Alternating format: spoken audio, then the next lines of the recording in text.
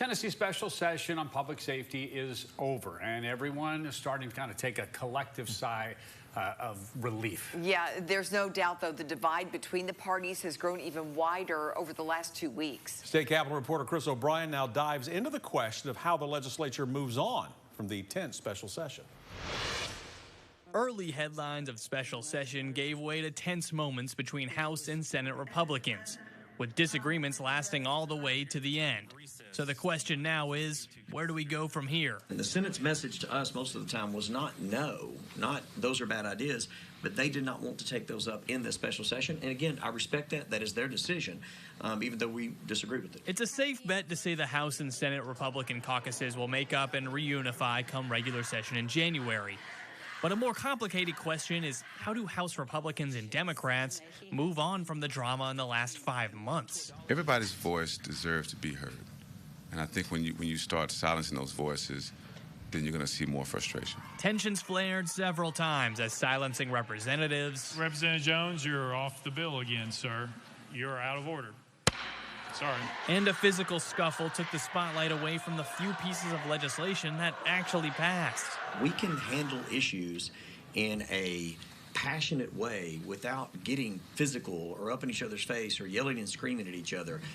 We've always done that in an orderly society and specifically within the legislature. The two parties feel as divided as ever, with no clear plans to make up or even an intention to do so. If you come from one of us, you come from all of us, that we're united against this extremism, this anti-democratic behavior. Leaving Tennesseans hanging in between. Do we have a lot of work to do going forward? We should never stop.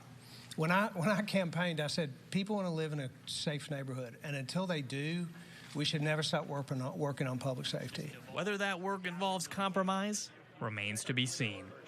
In Nashville, Chris O'Brien. Chris, thank you. You know, we're now learning one Nashville lawmaker is donating his special session salary to charity.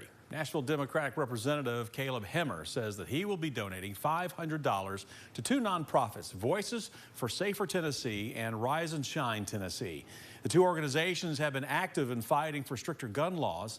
Hemmer's per diem comes out to about $474 since he lives within 50 miles of the Capitol. The lawmaker says he made the decision both to benefit the nonprofits, but also as a form of protest after the special session saw lawmakers pass just 4 bills. In good conscience, I did not feel like we earned that money. We did not accomplish anything of significance. You know, my better half in me wants to say we, helped move the needle when we started to do the conversations around public safety, common sense gun reforms. But I think the public at large saw the activities down here and really felt disappointed, and I did as well.